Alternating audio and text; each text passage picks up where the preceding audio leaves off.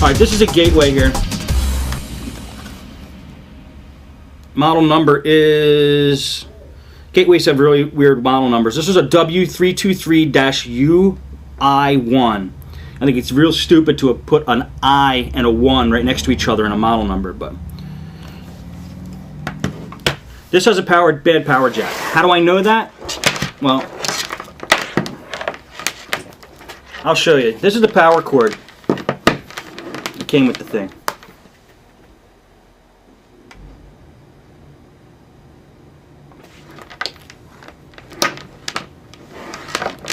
And what you do with the power cord, or what you do if you want to see if a power jack is bad, is you take the power cord, you plug it in, and you test the voltage from the power cord.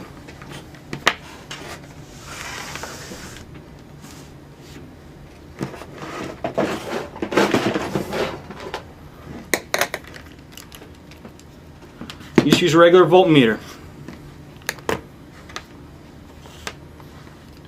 And what you want to test for is voltage. I'm going to put the meter at 20 volts. And you take the tip, the power jack tip. You hold your black, your negative on the outside of the tip. And you put the red in the hole on the inside of the tip. Be very careful not to touch the red and the black and the tips together, otherwise it'll create a short circuit. Now you can't see it probably on that video. Oh, there you can. Can you guys read what that number is there? This is just a test if I'm coming through clear. What number was that? Yes, 19 volts. Just about 19 volts. So we know the power adapter works. Now just to make sure, you could take the power adapter and kind of bend it around a little bit and make sure that it's making a good connection. Let's see. I'm going to do that right now. Okay, I'm still getting 19 volts, and I'm moving the power adapter around a little bit, jiggling it around, making sure that there's no crimps in the wire. Okay, even though I jiggle it around, it's still moving around at 19 volts, so we know the tip is good. A lot of times, you know, the tip will break, like right in this area here, and you won't get that 19 volts after you do that, after it's broken. So instead of just taking the whole computer apart and finding out it has a perfectly good power jack, test the power adapter first. Now we know the power adapter works. That leaves us with the power jack.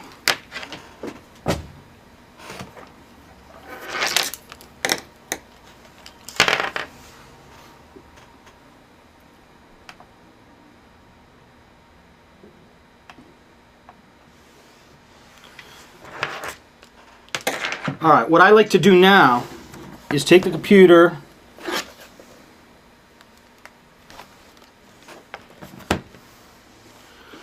probably a good idea to take the battery out at this point.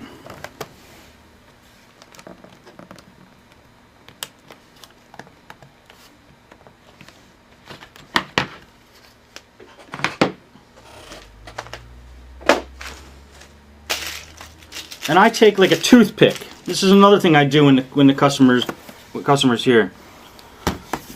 I take a toothpick and then I start just pushing it in the hole where the power adapter is to see if the tip is bad. That's one way you could test it too. Just to see if the tip is jiggling around inside that hole there. If it's really loose or the power jack's completely non-existent, then you kind of know what you're dealing with.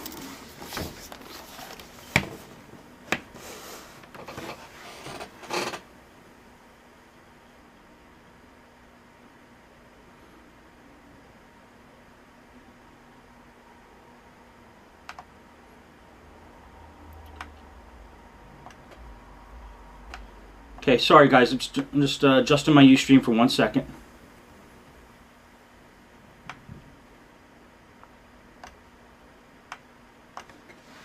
Okay, back.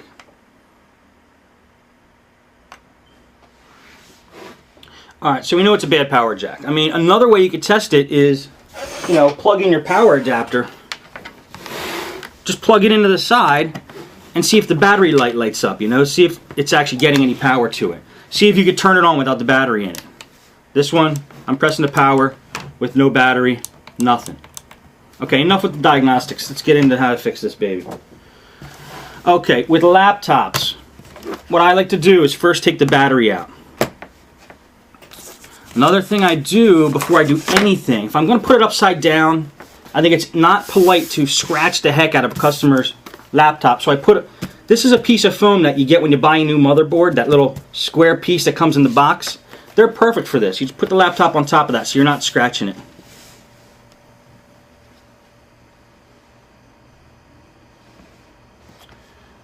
And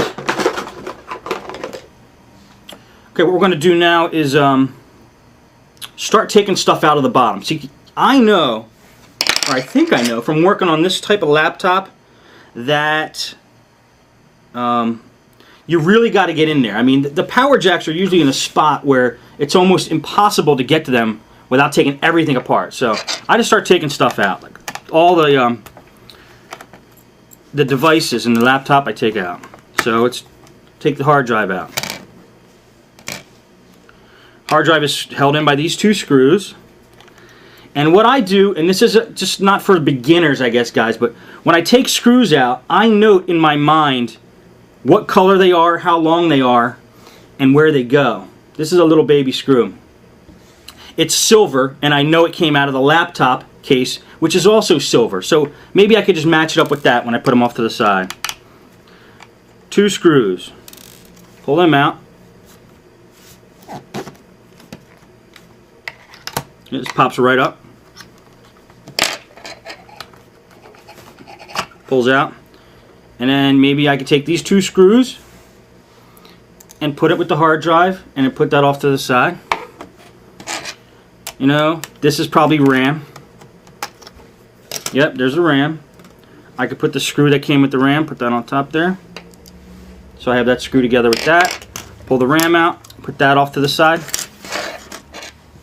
What do we got down here? Probably wireless card. Wireless card. Pop that wireless card out. Whoop. And then there's the two little antennas on top of the wireless card. Right here. They just pop right off. It's easy. So you just pop those wires off. One, two. They're just the antennas that go up to usually through the screen. I like to unplug them because when I'm working on a screen, if you try to take the screen off and these are still plugged in, the screen's not going to be able to come off right. Take out the wireless card. Just let those wires hang for now. It's fine. Then we got a big plate here. Let's just take that off.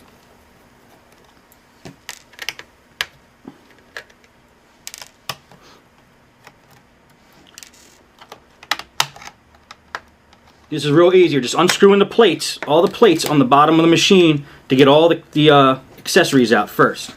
All the devices. And that screw just jumped away from me. So did that one.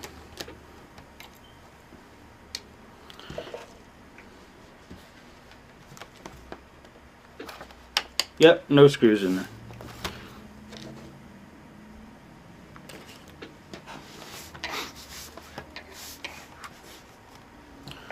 Okay, now if you look under that last plate I took out, and this is a nice feature for a laptop.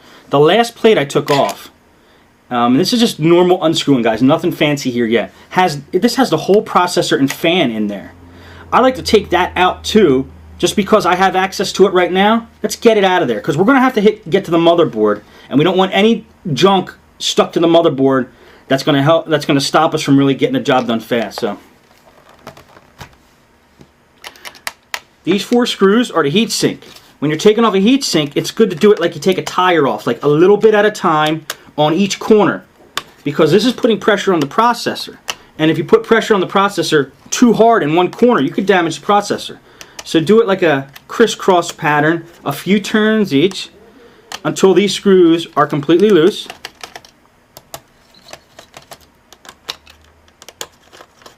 And then you're going to see the CPU fan here has a connector.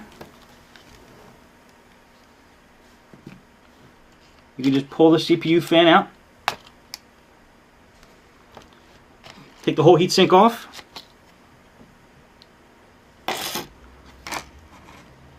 Now you got the processor sitting right there.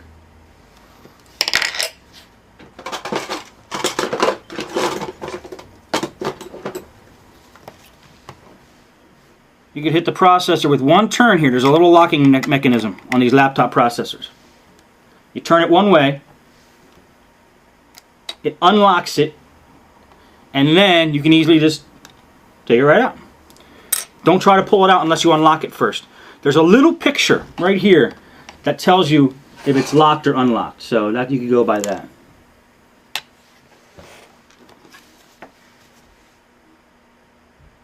Yeah, Acid Burn in the chat room says it's a great time to clean the process or the heatsink and CPU fan.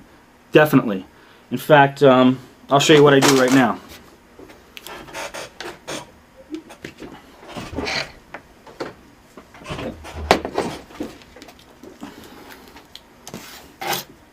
You take a can of compressed air. You know, I take this outside usually, and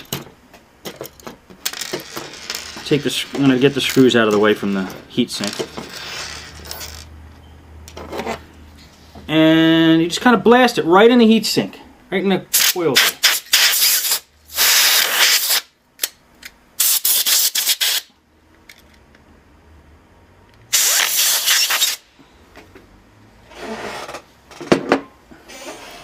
All clean. So you just blow the air right in there, blow all the dust out. Keep that nice and clean.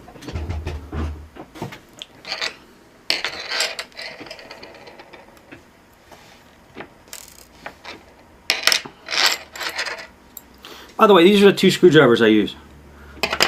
They are little. They're tiny screwdrivers. They used to be this long. And this comes in that $10 screwdriver set that I sent to Newbrit in the beginning of Podnuts Daily for the contest. They're like 10 bucks. These are my favorite, and these two actually broke. They used to be this long, but they broke. But I like them so much better since they broke. They're real easy to handle. It's just one of the Phillips head and one of the straight heads. And they're like my favorite laptop screwdrivers. Use them for everything. Laptops. Okay, now that we got all the components out of the bottom, what I like to do now is get the screen out of the way. That's my next objective, because I'm going to basically have to unsandwich the top part of the computer here from the bottom part to get the motherboard out. And the screen is delicate.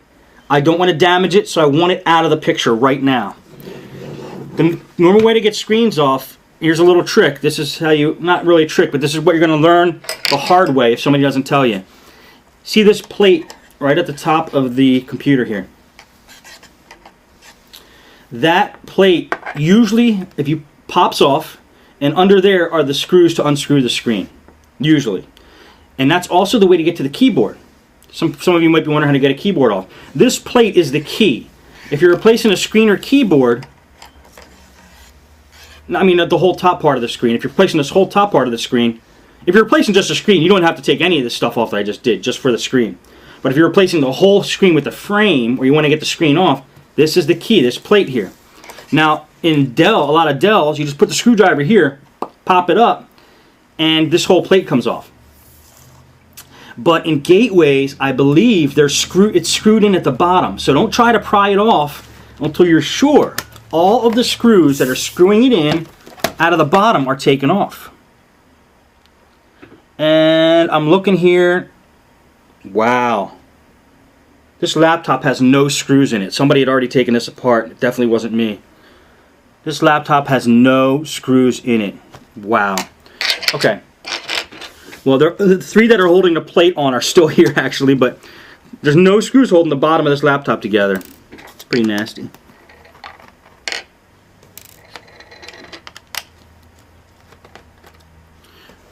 There's three little screws there, and I believe they are the screws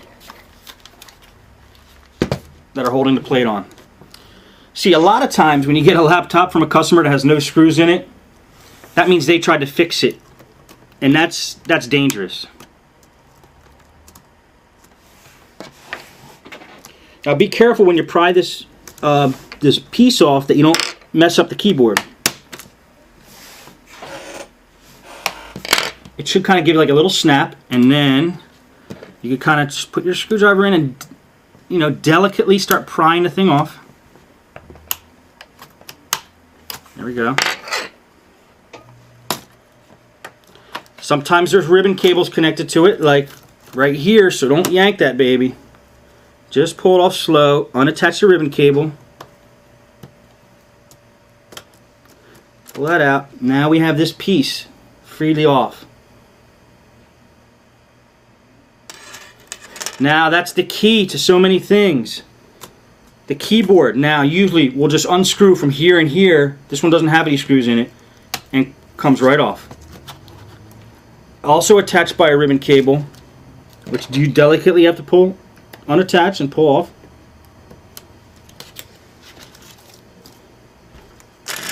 Okay, now what do we got? You just gotta go with what you see. Well, we have this ribbon cable that's not going to nowhere now. That's attached right to the motherboard. That's okay for now. Then we have the video cord. The video cord goes right to the screen. No, that's not the video cord. I don't know what that is, actually. But the video VGA connector's right here. So anyway, and then you got your wireless down here. So you have 3 cables coming off the screen. Unattach them because we want to get the screen off. That's our main objective right now. Let's get the screen out of the picture.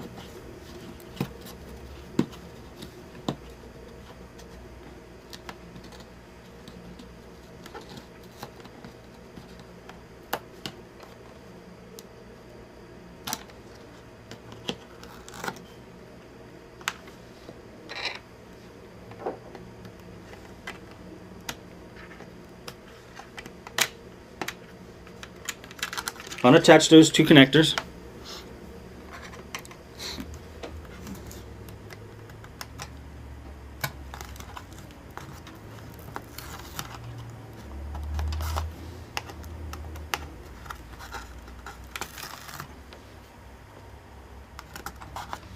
And now I'm just pulling the wireless cables from what I did earlier out. And they should come out through this hole here. No, it's kind of hard to see with this crappy camera. I don't know if I could focus it any better. Let me try. That's worse.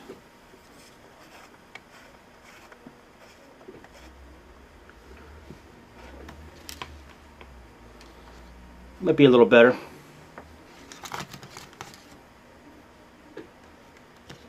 Don't worry, William. I'm recording this in HD on another separate camera, so.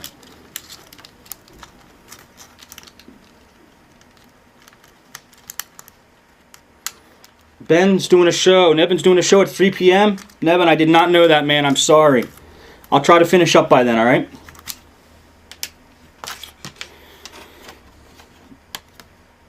Okay, now at this point, guys, I'm just kind of unattaching ribbon cables.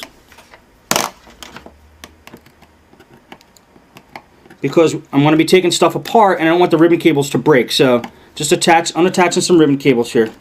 That's loose now. Might as well take this one off now. This one's loose now. Okay, now let's get this screen off. We got all these connectors that are all going to the screen.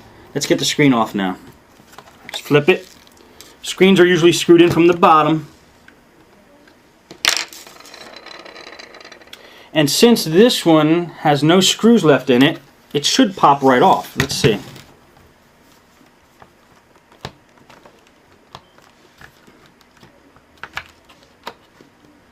And it's not. So there must be some other things holding this in. Maybe under here. Aha. There's a connector there.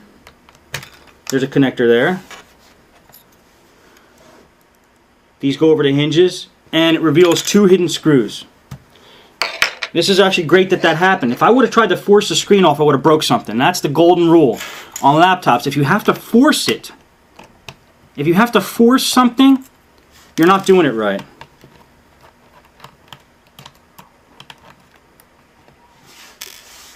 Now, put the screen up.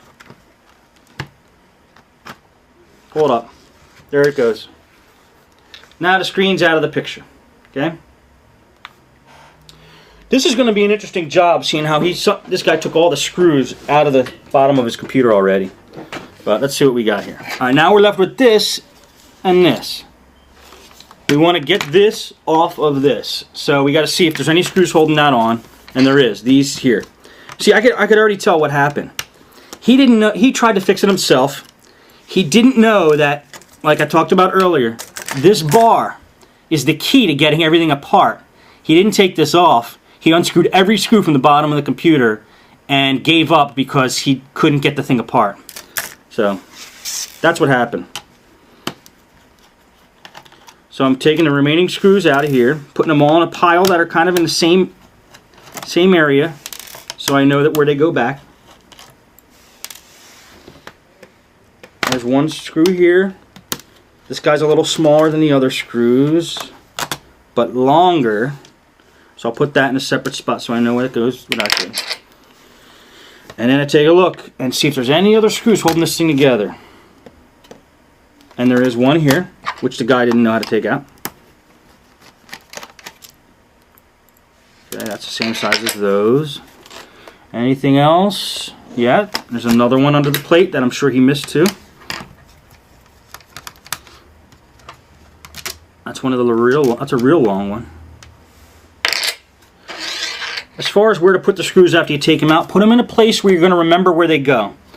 I'll tell you right now, the hardest part about doing a laptop repair, I think, is putting it back together.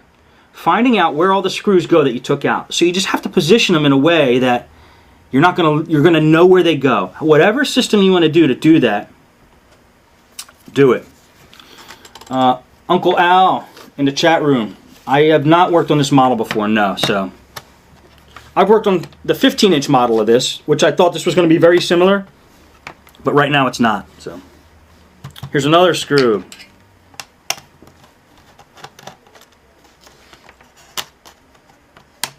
That's a normal size. I'm going to put it in that pile there. Okay. Now, what you want to do is find the spot where these two pieces are going to come apart. Hey, there it goes. And you just kind of go around the edges and you lift it off. And if it comes off clean, because we unattached all the ribbon cables, we got rid of all the screws, and we took the screen off. This should come up pretty easily. And it does. Okay, now what are we left here with?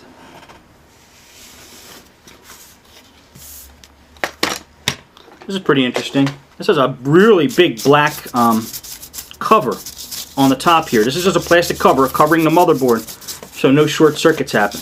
This is a regular paintbrush. I got it at IKEA. I use paintbrushes to get rid of dust. As I'm working on the computer, get rid of dust.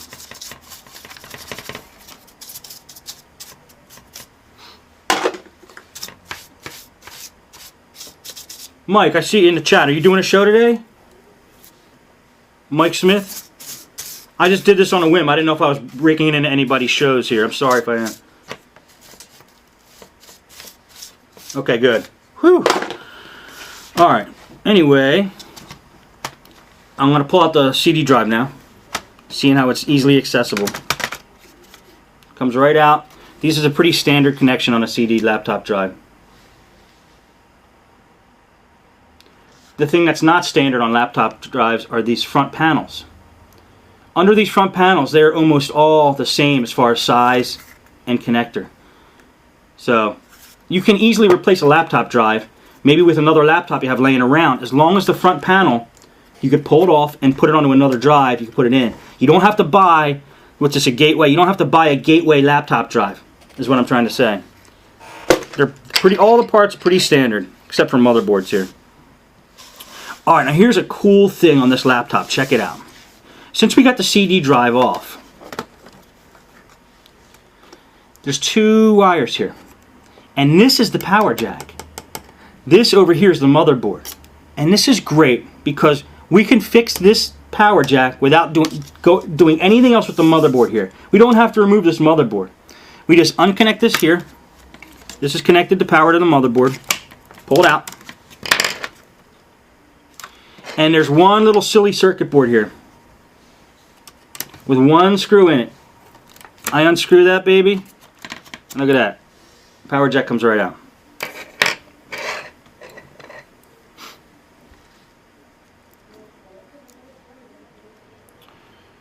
Alright, now, probably might be hard to see on this camera, but check it out. Inside this power jack, you see the pin inside the power jack? See this toothpick? That pin is very loose in there, flopping all around. Usually on gateways, in my experience, with that pin loose, if you flip it around to the back, you'll see that the pin is completely broken on this end. Well, this power jack actually has a little shield there, a little piece of tape. Let me take that off and see what's under it.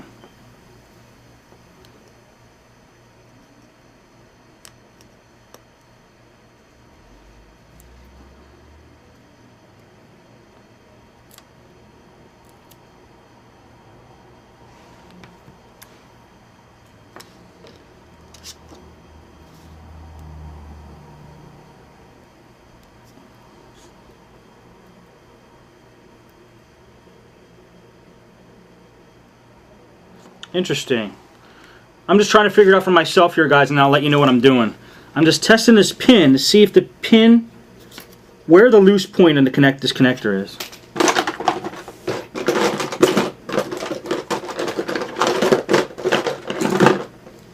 I'm going to grab the pin with a pair of pliers, then look at the back of the jack here and see if the pin is actually connected anywhere in here.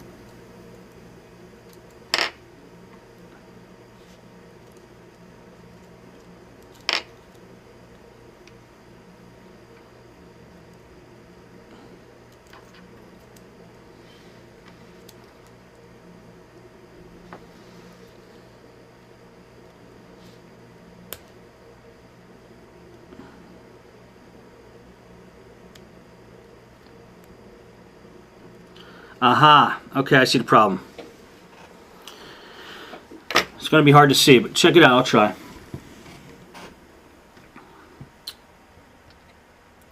If you look at this pin, that pin that's going straight up there in the jack.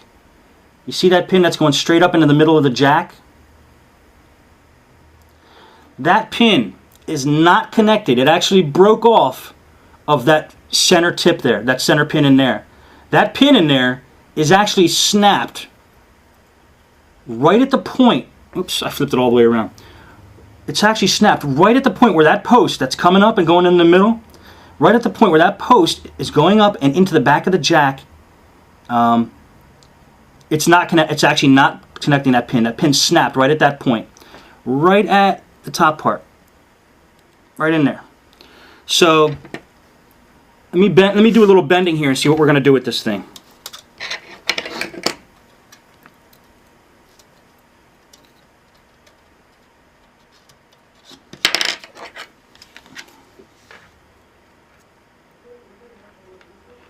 Okay. Okay, here's the thing. What I'm going to do with this to do this repair. One might think that since that pin is busted and not connected to this post anymore, that you need a new power jack. But this is not what I'm going to do, and here's why. This tip in here, although it's loose, is not coming out. It's loose because it's not connected to the post in the back, but I can't pull it out. It's in there pretty tight. So what I'm going to do is just basically replace that post with a piece of wire. And if you use a piece of wire, it's much more advantageous for you because wire is bendable, guys. That post is not going to bend. That post is not bendable. If somebody jars that or hits it too hard, that post is going to break. If I replace that post with a wire, this guy could probably trip over the cord a couple times and the flexibility will be okay. So I'm going to remove that post and put a wire in. That's what I'm going to do right now.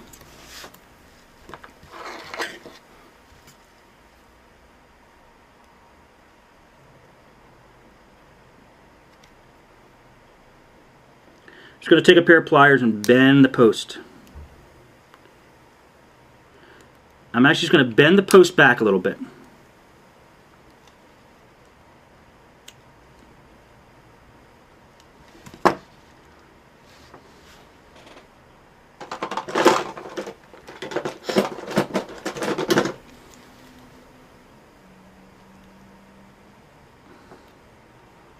Okay, that post is bent back.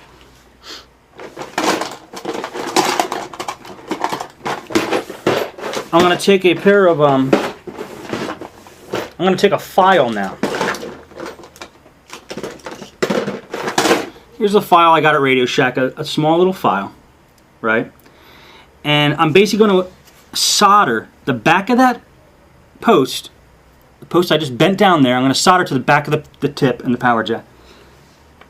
So the first thing you want to do is scuff up the points you're going to be soldering things to. You just got to scuff them up a little bit so that the solder sticks to it.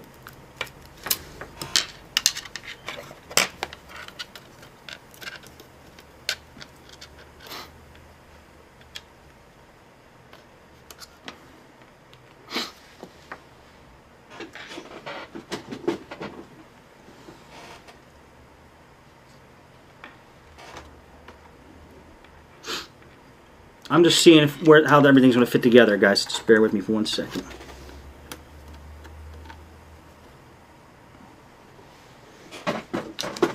Okay. Alright, so back to filing. Just scuff up. You want to just scuff up what you're going to be soldering to. It's hard to tell. It's going to be real tiny here. I'm just reaching over the end. But you want to scuff up the points of contact. You'll see when I'm done. So that your solder sticks to it. Because you don't want the solder coming off, especially on these repairs, because you're going to have to do the whole thing over again if your solder comes off. In fact, while I'm doing this, I'm going to heat up my soldering iron. Hang on a sec.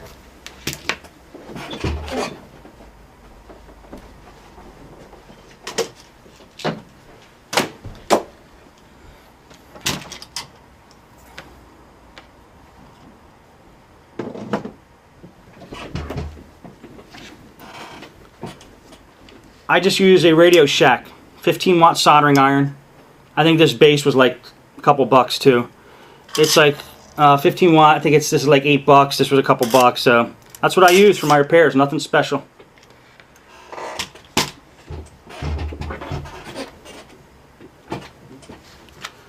Okay, while I'm waiting for that to heat up, does anybody have any questions so far?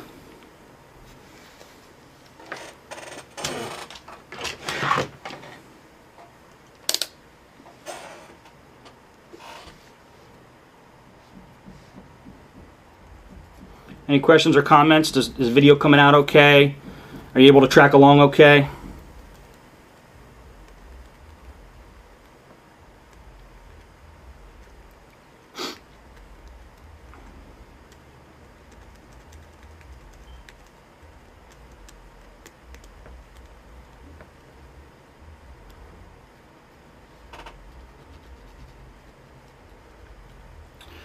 Nobody wanted to do the tech debate, Mitch, so I did this instead. In fact, I'm going to be doing these a lot instead of doing the laptop repair videos. Because laptop repair videos, it's taking a lot of work, man, honestly. And I am not like Steven Spielberg, so this will be just as good. And then once I record all these, I'll put them together in a package for everybody.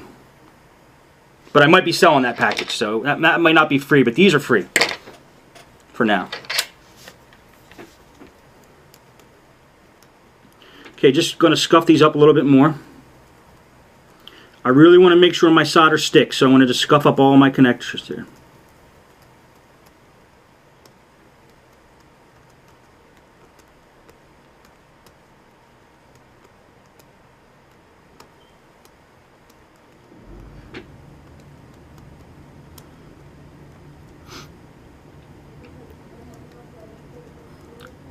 Thanks, Mitch. The next show should be how to replace capacitors. New break. Here's the thing. Capacitors rarely are the problem with laptop motherboards. Only one time that actually happened where I replaced a capacitor on a laptop motherboard. Desktop motherboards, yes. And I don't usually replace capacitors on them. I just buy a new motherboard. But we could do that. We'll do whatever you guys want. You guys are the boss. Alright, well, also while we're waiting for the soldering iron to heat up, let me show you something else. Red wire. Black wire.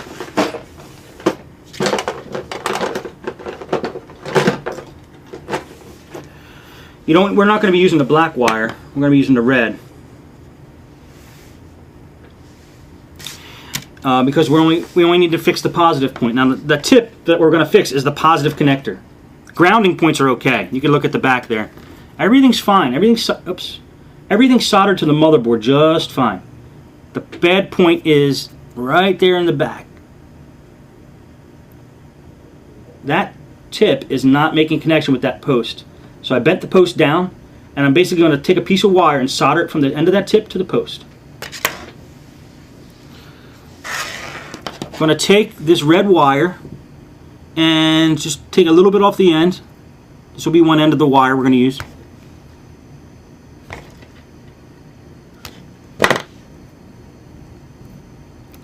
Twist it up a little bit. So now we got that. We're going to shorten that a little bit. When you're working with these wires with these laptops, see how I made it a little shorter. I don't know if you can see that. The metal part. You don't want to make the metal part, the part that you're cutting out there, too long, because if it's too long, then you have a higher chance of it short-circuiting with something else on the motherboard. So always keep these tips short as you can, and connected right to the spot you want to connect them to without them getting really stretched out. And we're going to cut the piece of wire, a short piece. That'll work right about there. So now we got this size wire here, okay? And then I'm going to expose the other side of the wire.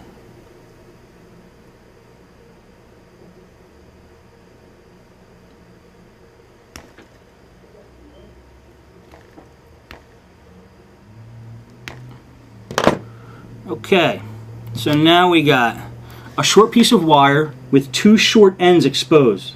Try to keep those ends short. You don't want to have a lot of wire exposed, like I said, because then you run the risk of short-circuiting something.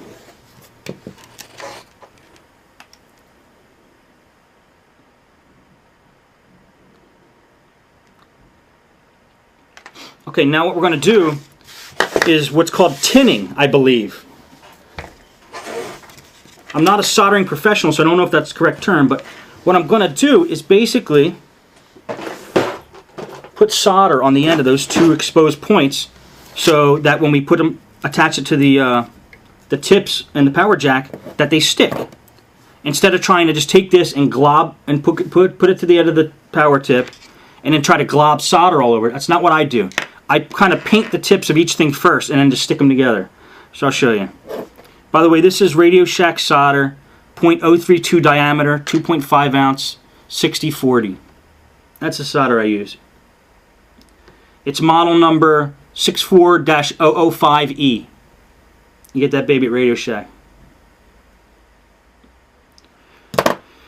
And I'm going to take the soldering iron and I'm going to kind of paint the ends, to paint the exposed tips. Just paint them with solder so there's solder on each of those tips. Okay, one side's done. I'll show you when I'm done with this.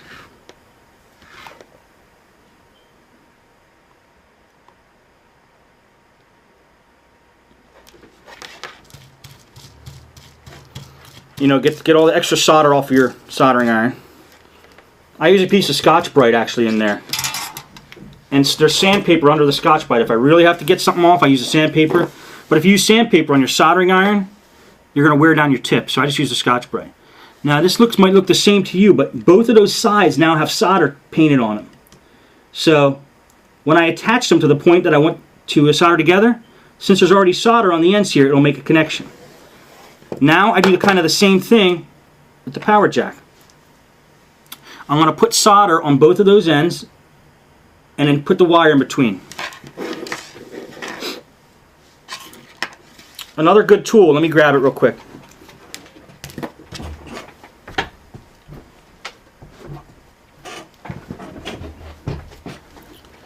Another good tool is, these are called helping hands.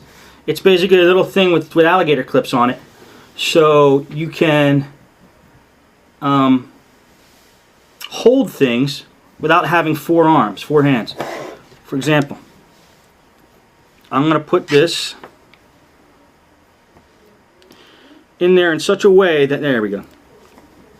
now it's sitting there perfectly for me to work on. This was called Helping Hands. One of them fell off, so it's actually now just a helping hand.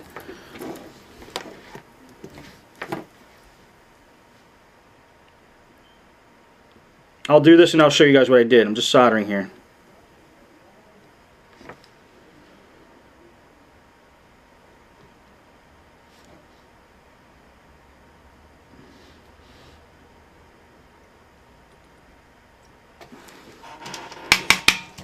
This is going to come out good, guys. I could feel it. Okay, let me show you what I did. Those points that I was scuffing up earlier while the soldering iron was heating up, I just put solder on those points. I don't know if you could see. I'll try to do it in different angles here. I just put solder on both of those points. So now when I attach the wire, they should just go together real easy. So let me put the wire in there now.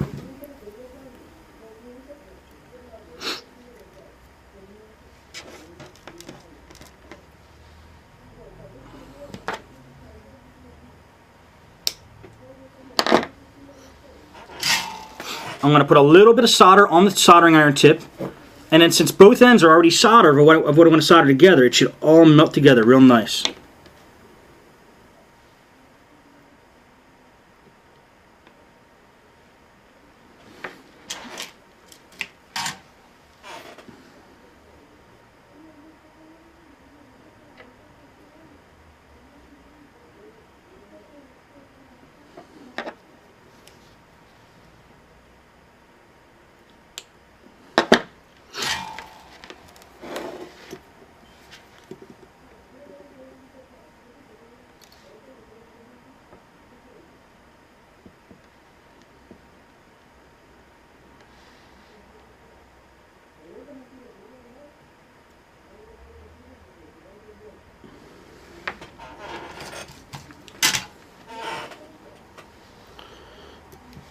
Okay, soldering's done. Now check out what I did. It should all be not confusing anymore to you.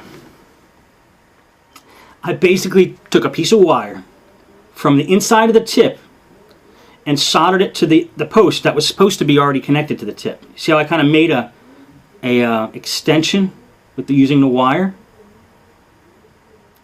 Now here's a cool thing about this. The inside of this tip is still loose, right?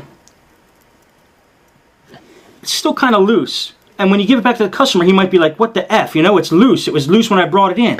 It's loose, but it's never going to break again because it's connected to a piece of flexible wire, which is connected to a post.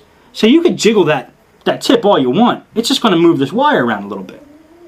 And if you made a good solder connection, the flexibility of that wire will take care of any jolt you give that thing. Now you just want to test and make sure your solder connections are solid. So you take a big pliers or something and to give your wire a little tug, make sure it doesn't come off. Make sure your solder connections are good. I'm pulling on that wire, it's not coming off. So I know my solder connections are okay.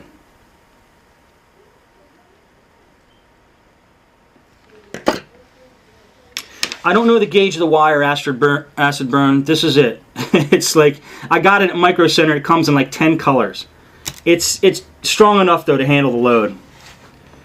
Exactly, Al. It's better than the original design. Now you guys who are watching, were you able to follow that? You understand what I did? Because this is how I do almost all my laptop jack repairs if I can. They never break if you do this because that wire gives it flexibility. Now what I'm going to do is bend the post back into the original position. I'm going to bend it back because laptops are tight. Everything in there is a tight fit. And since I bent that post down a little far, there's a piece of metal that might come down when you put the laptop back together that might touch that. So I'm going to try to put it back in its original position. I'll show you what it looks like after I do that.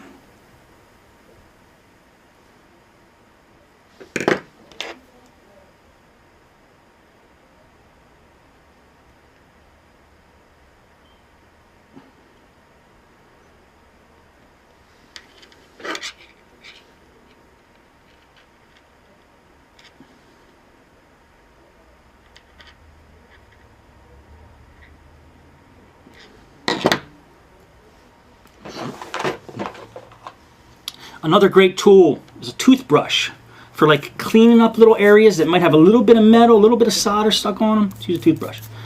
And then you'll see I bent that post back into its original position. Okay? This way that if there's anything that was going to make a short circuit with that, it can't now because this is the way it originally was. The only thing that's like sticking out a little bit now is the wire I attached. But we'll make sure that that wire doesn't interfere with anything. Plus it's shielded, so you're not going to worry about a short circuit with the wire. Alright, let me get the soldering iron out of the way. Put the wires away, we're done with that. Let's take this black shield that was on the back of this thing and put it back. There's a black shield there. Stick that baby back on. And because I took that shield off, and it might have lost some of its stickiness, I'm going to put a piece of electrical tape as well, just to make sure.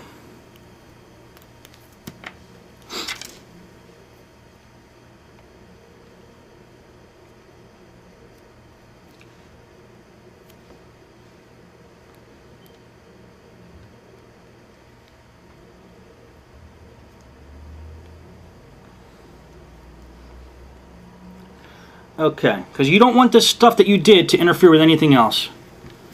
See, now I got a red piece of tape kind of stuck around. It just wrapped it around the power jack. You don't want anything you did to touch any metal in the laptop and mess anything up. So, yes, Al, good idea. Acid burn, I'm glad you're pleased. I'm glad you're pleased with that. Acid burn, you're saying, oh, you were thinking of unsoldering the post. You could do that. You could unsolder the whole post, take the whole post out. But then you have to attach stuff to the circuit board. Okay, if I took the whole post out, I'd have to attach stuff to that circuit board. And this was easier. The post already has a good connection to the bottom. The post already has a good connection. Normally, acid, that post, under these conditions where the laptop repair or the laptop jack is damaged, that post a lot of time falls right out. The post is actually busted. So actually most of the repairs I do have the post out because it mainly just falls out as soon as you open the computer. But in this case, I took advantage of the fact that the post was still connected. This way you have shorter distance to go. Anyway, it was just my call, but you could do it however you want. It would definitely work. Alright, let's put everything back together, guys. Get the solder out of the way. Wires out of the way. Toothbrush, paintbrushes, electrical tape, file. I like to work with a clean space. Okay. Got this back up here again. And this came out, I don't know where that goes. Oh, there it goes.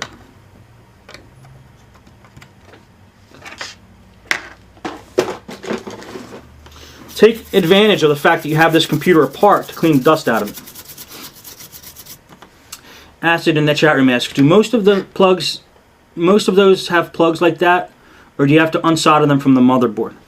Well, to answer your question, most of the power jacks break in different ways, and I like to try to repair them than replace the whole jack, because a lot of times they already have a solid connection to the motherboard, but there's something else that's wrong with the jack. So you don't really need to replace the whole jack. The way I did this, it basically made this stronger in a way. I mean, it's like if we replaced the jack, the same thing could have happened to his computer as this one. But since we did the fix in this way, we added flexibility to it, which is what those connections need. They need flexibility because they get abused, so abused. So I guess to answer your question, different jacks break in different ways. It's a judgment call. I like to try to use the existing jack that's there and solder wires instead of replacing the jack with posts, because you want something flexible, not rigid. So it's different every time. Let me put this back in.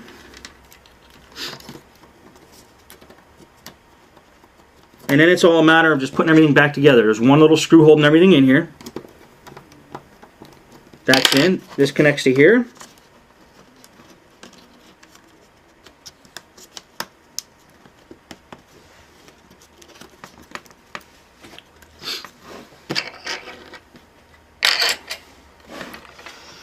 Okay, what else now? Let's put it back. Try to put it back in the exact sequence you took everything apart.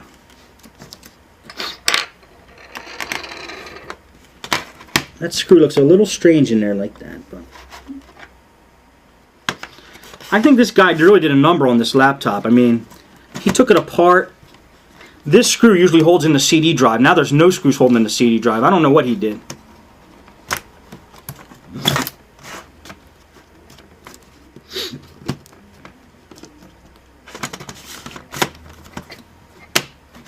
Okay, that's back in. Get the top now. Take this opportunity to get all the crap out of it.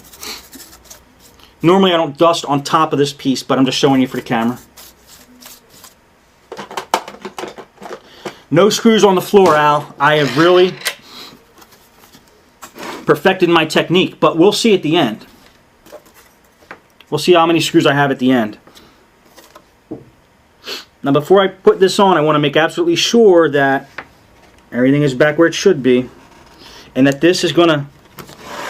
See, here's the thing. See that there? That part, that whole big metal honking thing has to slide on top of the power jack we just fixed. That's why I didn't want any extraneous things coming out of the jack that we fixed, because it has to fit into there. So let's see if it fits.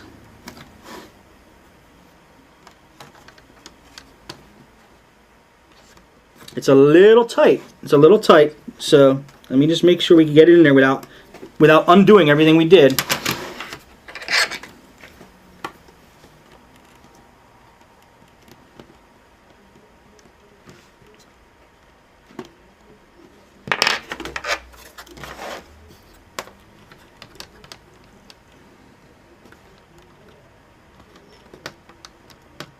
Okay, I don't want to push it. I don't think it's going to go. In that case, I am going to remove this piece. Just going to remove it.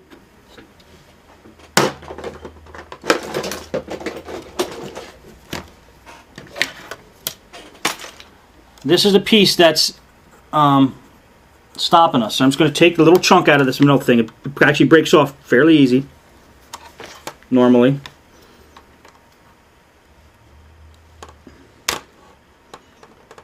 Well, that wasn't good.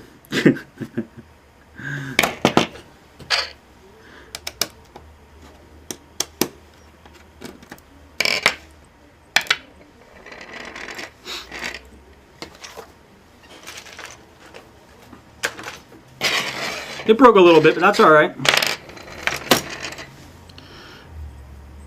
So that's going to go in like that. So we want to make sure that we have plenty of slack there, so I'm going to break this off.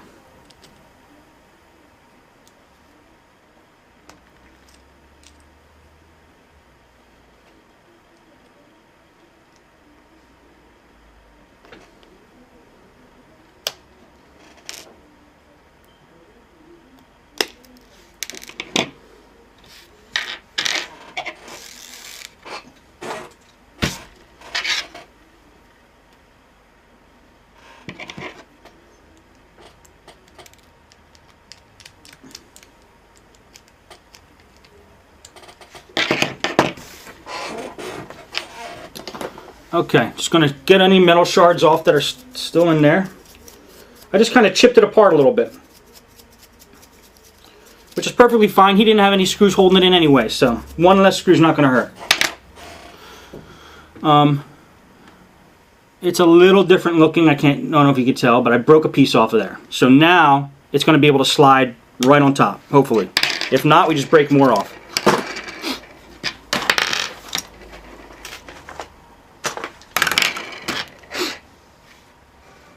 And where does this go? There it goes.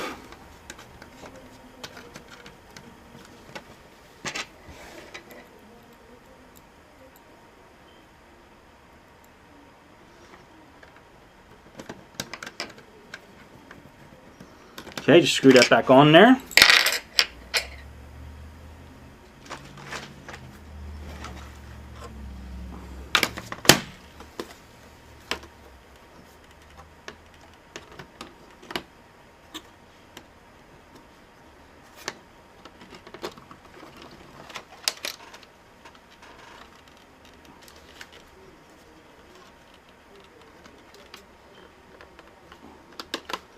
Perfect.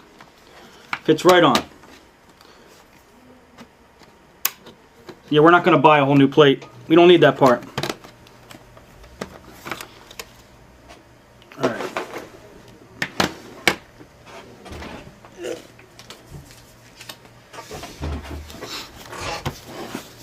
Okay, let's just start screwing it back together now.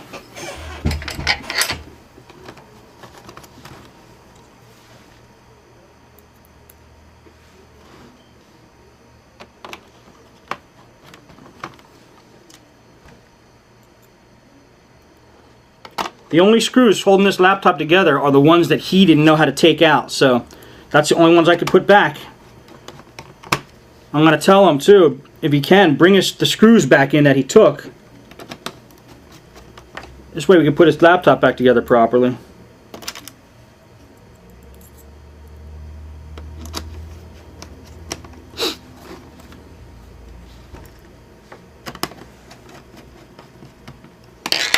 Okay, make sure everything's snapped back together properly.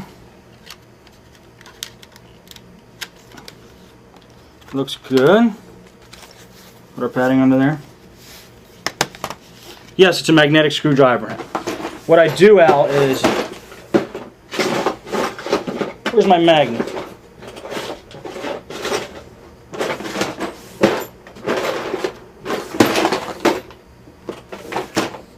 I actually have a magnet, and I scrape the screwdriver on the magnet to remagnetize it.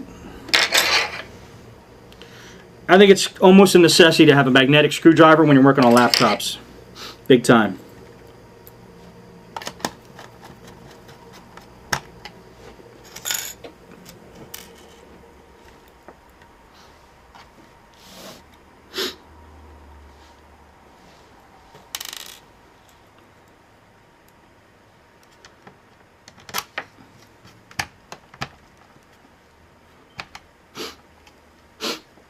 Acid burn. The guy who I buy my screens from used to be DVD Super 999 on eBay, but I don't really use him anymore.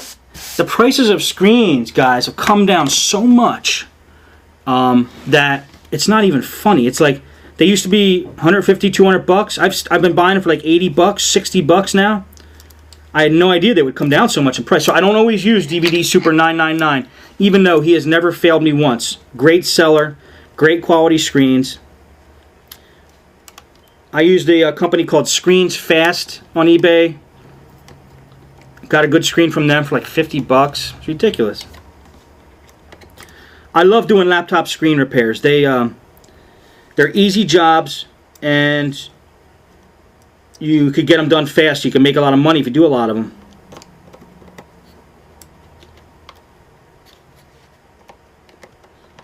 I will do a screen repair on one of the later videos. Okay, now I just attach those two ribbon cables back, that's all. And then I just scan the table here and see what's next. Alright, looks like the next thing is our screen.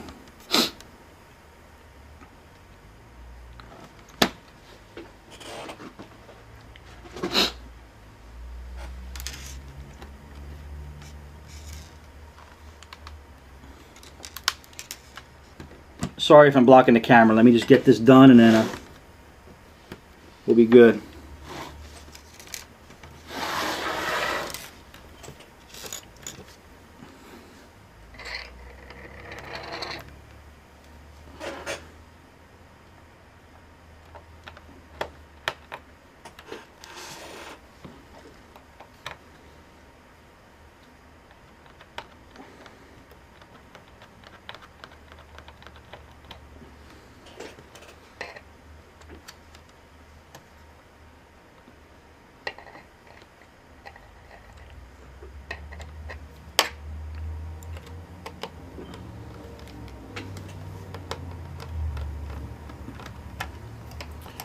Okay, there's the two screws that hold the screen on.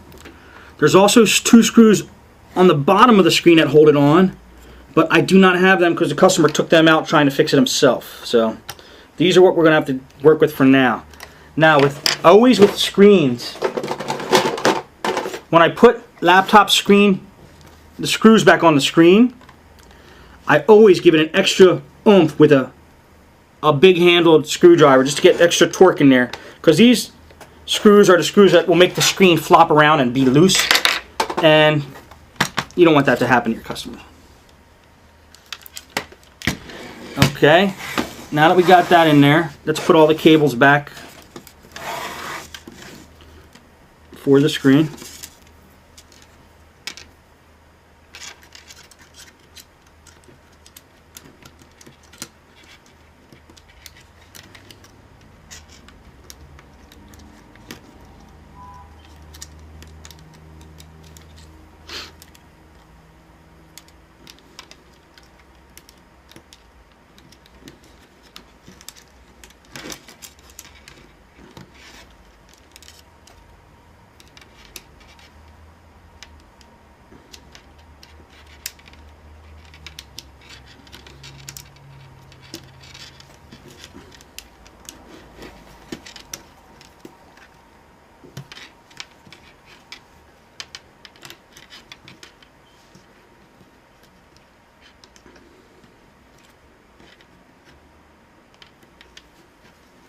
Sorry for the moment of silence here, guys. I have to concentrate sometimes. Okay. Okay, I'm just trying to make sure all the monitor cables are back in their normal spot, and then everything fits back the way it should. So I'm just concentrating on that. Okay, that's back in there. One down.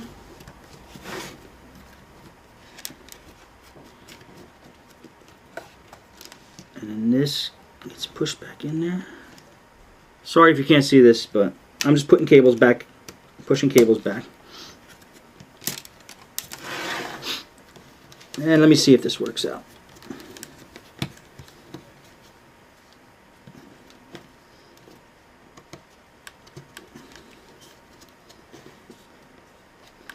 Yeah, it looks good. See, I wanted to make sure right at the hinge, all those cables need to be back. There's 3 cables branching out of there. I wanted to make sure they were all flush the way they were when I took it apart, because when we put everything back on, if it's not flush, there's going to be a little lump there.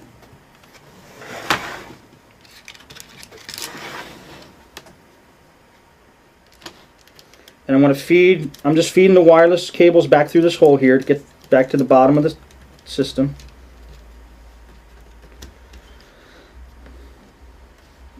See, the wireless cables come, oops, you can't see.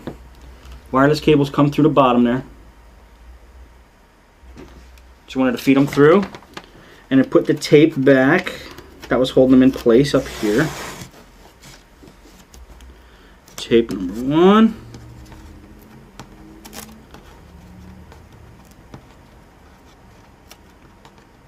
Come on. Tape number 2. Okay, so this is all flush the way it was when we got it. All the ribbon cables are connected again. The screws are in. Okay, it's pretty much ready for the keyboard to go back on.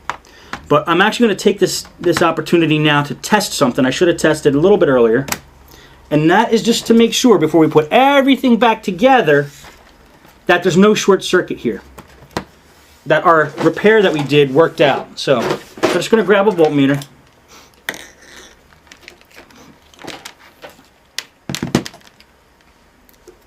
I'm going to put it on beep mode, which is basically testing, testing, what's the word? I can't believe I forgot the word. We're testing for continuity. Continuity. I don't know if you can hear that, but it beeps when they touch each other. So I want to make sure if I touch the center pin of this machine and then touch a ground point on the machine, there's no beeps. So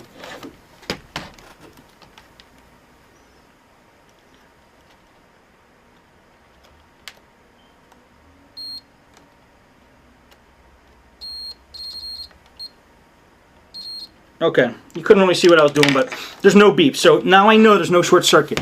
That center pin is not touching anywhere in the motherboard, the ground point. So we know that at least it's not shorting out. I'm pretty confident that it's going to work, so I'm just going to put everything back together. This is what I call my confidence repair. I don't recommend doing that. It's basically when you think your repair that you just did is so good that you could put everything back together and just know it's going to work without testing it first. Without actually putting the power cord in and testing it. I tested for continuity just to make sure there was no short circuit. I recommend doing that.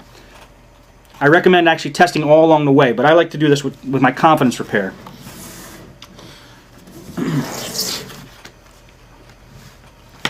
Alright, let's see what we got here. We could probably put the keyboard back on now.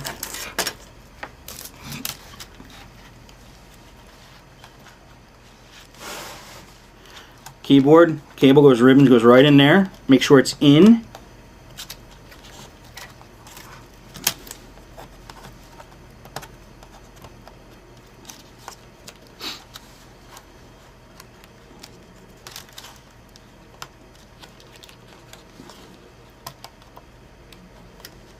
Okay.